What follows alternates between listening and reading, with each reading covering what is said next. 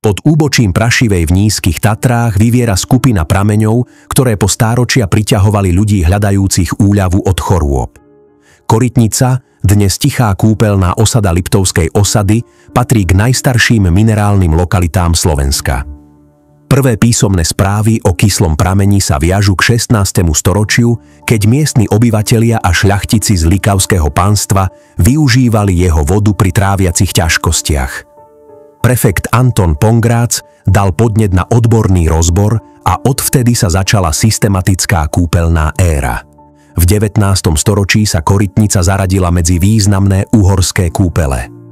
Voda bohatá na železo a sírany získala medzinárodné uznanie. Na svetovej výstave vo Viedni získala viacero medailí a bola ocenená aj v USA. Legendy spomínajú návštevy významných osobností, vrátane cisára Františka Jozefa I. a slovenského národného buditeľa Ľudovíta Štúra. Rozvoj podporila úzkorozchodná železnica z Ružomberka, vďaka ktorej prichádzali hostia z celej monarchie.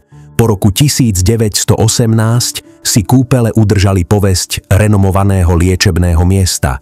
V roku 1939 prešli do štátneho vlastníctva a počas socializmu slúžili predovšetkým pracujúcim v rámci odborárskej rekreácie. Balenej minerálnej vode sa darilo aj po zatvorení trate, no samotné kúpeľné služby po roku 1989 zasiahla problematická privatizácia. V roku 1995 sa areál dostal do rúk súkromnej spoločnosti, ktorá ho nedokázala udržať.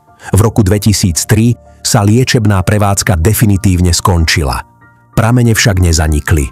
Plnička minerálnej vody funguje ďalej a viaceré vývery, najmä prameň Jozef, sú voľne prístupné návštevníkom. Dnes láka Korytnica turistov, cyklistov i milovníkov histórie, ktorí prichádzajú po stopách Korytničky, bývalej úzkorozchodnej železnice.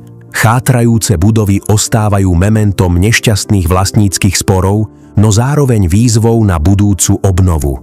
Korytnica tak zostáva živou lekciou o tom, ako prírodné bohatstvo, spoločenské zmeny a hospodárske rozhodnutia formujú dejiny jedného miesta.